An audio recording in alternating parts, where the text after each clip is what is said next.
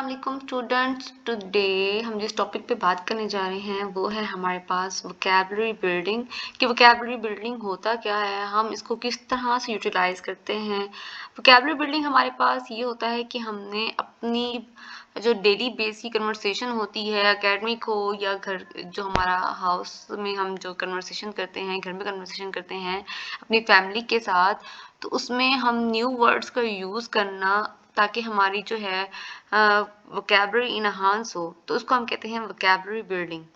इसमें सबसे पहले हमारे पास आ जाता है कॉन्टेक्सचुअल विजेज। ये वर्ड है कॉन्टेक्सचुअल विजेज, मोस्टली लोग इसको वाइजेज पढ़ते हैं, ये वाइजेज नहीं है, ये विजेज है ये वर्ड।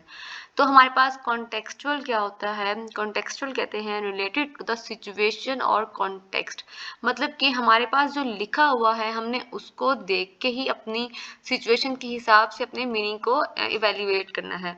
और विजिज कहते हैं पर्सन फेस और फेशियल एक्सप्रेशन, मतलब कि हम पर्सन अगर बोल सही रहा है लेकिन हमने उसके फेशियल एक्सप्रेशन को देखना है कि वो किस तरह का उसका फेस एक्सप्रेशन है। Mean he is talking to us in the normal way, but उसका जो फेस एक्सप्रेशन है वो गुस्से वाला है, तो हम समझ जाएं कि वो क्या कहना चाह रहा है। मीन्स अगर वो कहना चाह रहा है कि बाहर चले जाओ, तो कह तो वो नॉर्मल वे में रहा है, लेकिन जब हम उसका फेस देखते हैं दैट इज रेडिश, वो बहुत ज़्यादा गुस्से में है, तो हम समझ जाते हैं कि वो गुस्से में है।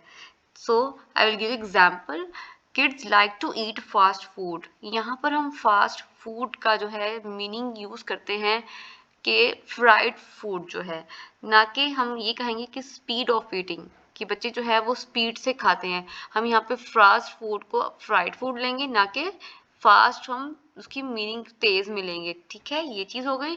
नेक्स्ट है हमारे पास सिनोनिम्स। अब कॉन्टेक्सचुअल वाइजेज और सिनोनिम्स। नेक्स्ट हमारे पास सिनोनिम्स क्या होते हैं, that synonyms are the word that have the same और नियरली द सेम मीनिंग। ऐसे वर्ड जिनका सेम मीनिंग होता है या सेम सेम के करीब करीब होता है। इसका हम इस्तेमाल क्यों करते होते हैं, हम इसलिए करते हैं to avoid repeating the same word, ताकि हम बार बार एक ही सेंटेंस के अंदर वर्ड की रिपीटेशन को जो है ख़त्म कर सकें। For example, happy, joyful, big, large, fast, quick, smart, intelligent. इस तरह के वर्ड्स जो हैं हम बेसिकली यूज़ कर सकते हैं एज अ सिनोनिम। मतलब हैप्पी का हो गया जॉयफुल, अगर बिग आ रहा है तो हम उसकी जगह सिनोनिम लगा लार्ज लगा सकते हैं। तो अगर हम एक सेंटेंस में एक ही तरह के सिनोनिम्स यूज़ करते जाएंगे तो इससे क्या होगा, रिपीटेशन होगी और रीडर जो है उसको बोलने में या रीडिंग करने में क्या होगा, इशू होगा। इसलिए हम सिनोनिम्स का यूज़ जो है वो कर लेते होते हैं। नेक्स्ट है हमारे पास एंटोनिम। एंटोनिम क्या होते हैं, antonym is a word that has the opposite meaning of another word. अब एंटोनिम क्या होता है, एंटोनिम हमारे पास किसी भी बात के उल्टे मीनिंग को समझने के लिए इस्तेमाल किया जाता है। जैसे कि आप लोगों ने वर्ड ऑपोजिट पढ़ा होगा, तो ये वही चीज़ है।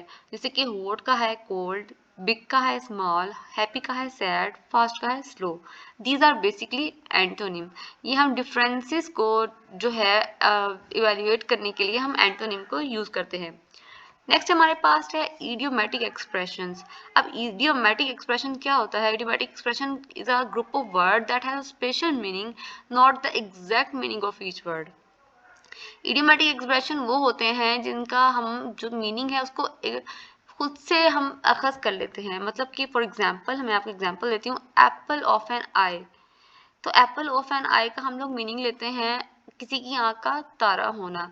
अगर हम उसका डिक्शनरी मीनिंग देखें तो डिक्शनरी मीनिंग उसका आता है एप्पल ऑफ एन आई का मतलब है किसी की आंख का सेब होना।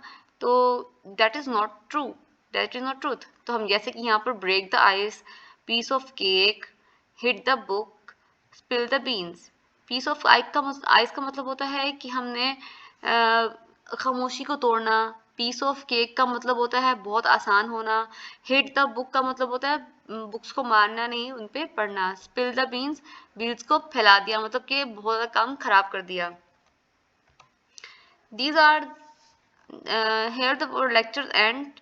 So any other question or query if you want to ask, you can ask me in the comment. Thank you so much.